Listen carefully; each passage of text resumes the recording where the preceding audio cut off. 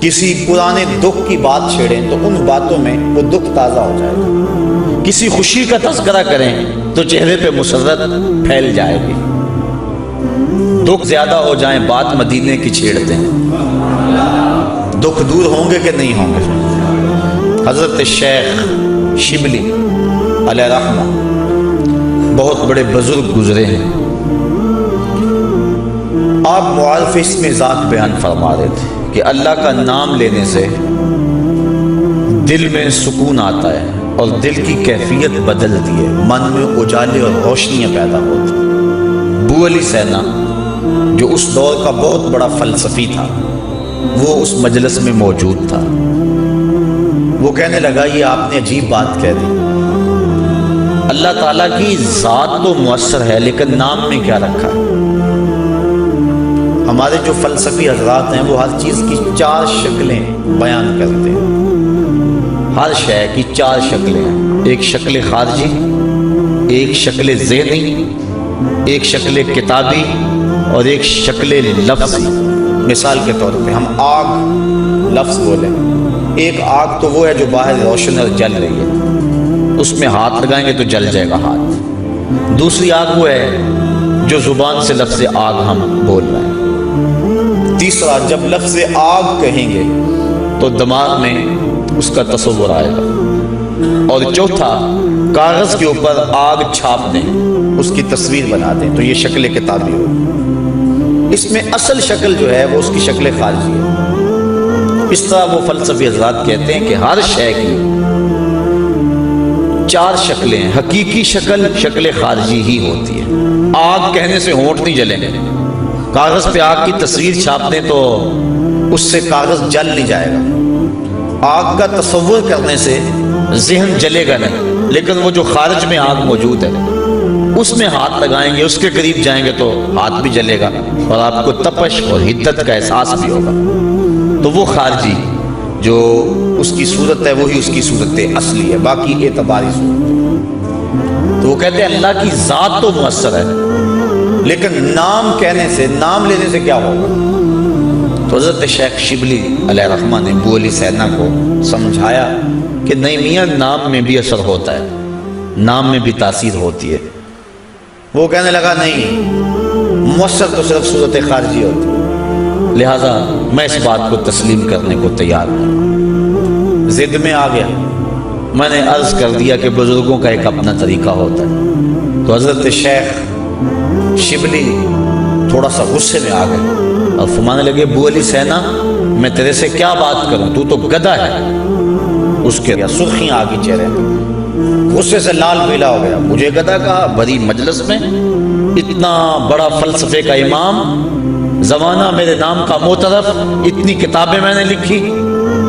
تو حضرت شیخ شبلی مسکرا پڑے، فرمانے لگے دیکھا نا گدھے کے نام سے تیرے چہرے کا رنگ بدل گیا۔ تو کہا جب گدھے کے نام میں اتنا اثر ہے کہ تیرے چہرے کا رنگ بدل سکتا ہے تو کیا اللہ کا نام لینے سے دل کا رنگ نہیں بدل سکتا؟ تو اس کا نام لوگے تو دل بدلے گا اور دل قرار پائے گا، دل کو نور نصیب ہوگا، دل کو اجالا ملے گا اس کے بابرکت نام لینے سے۔ اس لیے جب زبان سے بندہ اللہ اللہ کہتا رہتا ہے تو اس کے اثرات اس کے دل پر مرتب ہوتے ہیں، اور کثرت سے ذکر کرنے والا شخص اس کا دل پر نور ہو جاتا ہے۔ بلکہ ہم نے تو تصوف کی کتابوں میں پڑھا ہے جب کوئی شخص ایک مرتبہ اللہ کہتا ہے اللہ تعالیٰ اس کی طرف نظر رحمت سے دیکھتا ہے، اور جس کی طرف اللہ تعالیٰ نظر رحمت سے دیکھ لے اس کے 70 گنا جل کے راکھ ہو جاتے ہیں، اور جس نے اٹھتے بیٹھتے چلتے پھرتے وظیفہ یہی رکھا پھر اس کے من میں کتنے اجالے اتریں گے، کتنی روشنیاں اس کو نصیب ہوں گی۔ تو کہا یا ایھا الذین آمنوا اذکروا اللہ ذکرا کثیرا، اے ایمان والو اپنے رب کا کثرت سے ذکر کرو۔ اور میرے اور آپ کے آقا و مولا حضور نبی رحمت صلی اللہ علیہ وآلہ وسلم نے ارشاد فرمایا اللہ کا ذکر اس انداز سے کرو کہ لوگ تمہیں مجنون کہیں یہ تو پاگل ہو گیا، بلکہ ایک روایت امام طبرانی نے بیان فرمائی ہے کہ اللہ کا ذکر اس طرح کرو کہ منافق تمہیں تانا دے کہ ریاکاری کر رہے ہو، اس انداز کے ساتھ تم اس کا ذکر کرو۔ میرے حضور قبلہ عالم فرماتے ہیں اٹھ دی بیندی ٹر دی پھر دی ستے آنتے جاگ دی، نام جھپ دی رو تے کھپ دی ویخ سر اس راگ دی، نام جھپیاں قرب ملدا نام دی کر پوری سام، شیشے وچ کستوری جے کر پھر ضرورت کاگ دی۔ تیرے تو سب کچھ اندر ہی رکھا ہوا ہے، تو ذرا غور تو کر، تفکر تو کر، ذرا اس کو آواز تو دیکھ کے دیکھ، تیرے من سے آوازیں نہ آئیں تو کہنا اندر بوٹی مشک مچایا اتے جان پھلن تے آئی ہو۔ تو نے در در کیا جانا ہے، سب کچھ تو تیرے اندر رکھا ہوا ہے۔ وہ کہتے ہیں ایک سنیارا تھا بمبئی کا رہنے والا، یہاں ہمارے لاہور میں آ گیا، پرانے دور کی بات ہے۔ اس کے پاس بڑے قیمتی موتی تھے، اس نے کسی مجلس کے اندر اپنے موتی کھولے اور ایک موتی کہنے لگا یہ شب افروز ہے، رات کو چمکتا ہے۔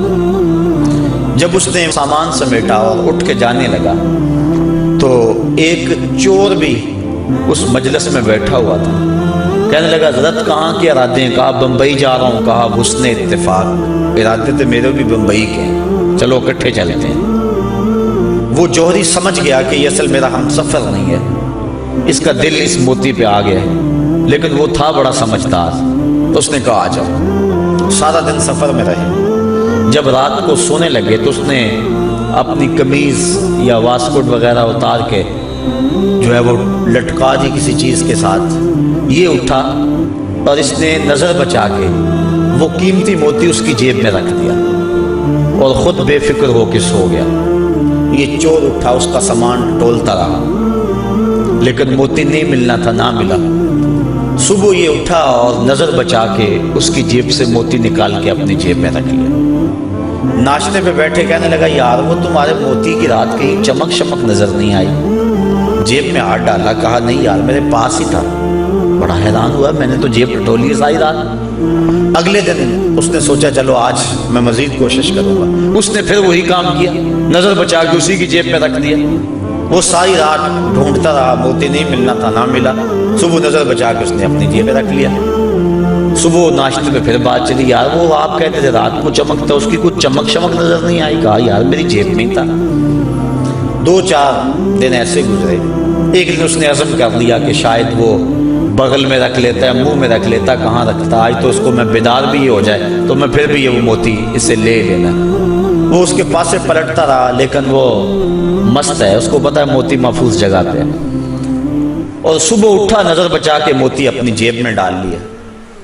اس نے پھر بات کی، اس نے کہا کہ یار میرے پاس ہی تھا۔ اس نے کہا میں آج سچی بات بتاؤں، میں تیرا ساتھی نہیں تھا، میں تو تھا چور، میں تو چور تھا، اس موتی کی غرض میں تیرے ساتھ ہو لیا تھا، لیکن آپ تو میرے بھی استاد نکلے، میں نے بڑی محنت کی، مجھے 3 دن ہو گئے موتی نہیں ملا، میں آپ کو استاد مانا، آپ مجھے بتائیں کہ موتی آپ رکھتے کہاں تھے؟ اس نے کہا میاں تو اوروں کی جیب میں ٹٹولتا رہا، کبھی اپنی جیب میں بھی تو ہاتھ ڈال دیا ہوتا، نہ مسجد وچ نہ مندر وچ، لب یار نو اپنے اندر وچ، سب کچھ تو تیرے اندر ہے، تو اوروں کی جیب میں ٹٹولتا رہا۔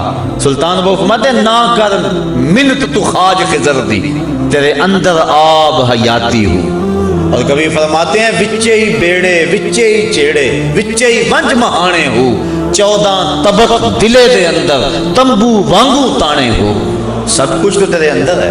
اور اقبال کہتا ہے خود ہی کا نشیمن تیرے دل میں ہے، فلک جس طرح آنکھ کے دل میں ہے، یہ سب کچھ تو انسان کے اندر رکھا ہوا ہے، بس تھوڑی سی توجہ کرنے کی دیر ہے، دل کی تختی پہ اس کا نام لکھا ہوا ہے۔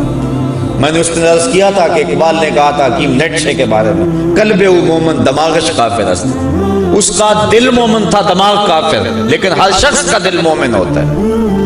تو اس دل کی ایک ایک پرت پہ رب کا نام لکھا ہوا ہے، اور کافر کو کافر اس لیے کہتے ہیں کہ وہ اس حقیقت کو چھپا دیتا ہے۔ یہ جو کاشتکار زمین کو کھود کر اس کے اندر بیج رکھتا ہے نا، اس کو بھی عربی میں کافر کہتے ہیں، کاشتکار کو بیج کو چھپانے والا۔ تو کافر کو کافر اس لیے کہتے ہیں کہ وہ حق کو چھپاتا ہے۔ ہمارے سینے کے اندر ہمارے رب کا نام موجود ہے، اور دل تو ٹھکانہ ہی اس کا ہے، دل تو بنایا ہی اس لیے ہے کہ یہ اللہ کا عرش بنے، اور وہ فرماتا ہے کہ میں زمین و آسمان میں کہیں نہیں سماتا، مجھے ڈھونڈنا ہو تو مومن کے دل میں تلاش کرو۔ دلوں کے اندر اس کے ڈیرے اور اس کے بسیرے ہیں، تو اس کا ذکر کر کے دل جلا پاتا ہے، دل تسکین پاتا ہے، دل میں روشنی ہوتی ہے۔ تو ہمارا مزاج یہ ہونا چاہیے کہ اٹھتے بیٹھتے چلتے پھرتے اس کے ذکر کو ہم حرز جاں بنا لیں۔ جب بندہ ایک مرتبہ کہتا ہے سبحان اللہ، زمین آسمان کے درمیان جتنا فاصلہ ہے سارا نور سے بھر جاتا ہے۔ یہ برکتیں ہیں ذکر کی، اس کا نام تو لے، کوئی معمولی نام ہے؟ جب زبان پہ اللہ کہتا ہے 14 طبق روشن ہو جاتے ہیں۔ یہ اتنا بڑا نام ہے، یہ اتنا بڑا وظیفہ ہے کہ اس سے بڑا کیا وظیفہ ہو سکتا ہے؟ اس کا نام، اس کا ذکر، تو فرمایا اللہ کا ذکر اتنی کثرت سے کرو کہ لوگ تمہیں کہیں مجنون ہیں، اور منافق تمہیں ریاکاری کے طعنے دے۔ تم اٹھتے بیٹھتے چلتے پھرتے اس کے ذکر کو حرز جاں بنائے رکھو، یہی تمہارا سرمایہ ہے، یہی تمہارا وظیفہ ہے۔ دکھے ہوئے دل کا بھی یہی علاج ہے، پریشان خاطری کا بھی یہی علاج ہے، اندر کی کالک اس کے ذکر سے دھلتی ہے۔ حضور فرمایا لِكُلِّ شَيْءٍ سَقَالَةٌ وَسَقَالَةُ الْقُلُوبِ ذِكْرُ اللَّهِ، ہر شے کا زنگ دور کرنے کے لیے کچھ نہ کچھ بنایا گیا۔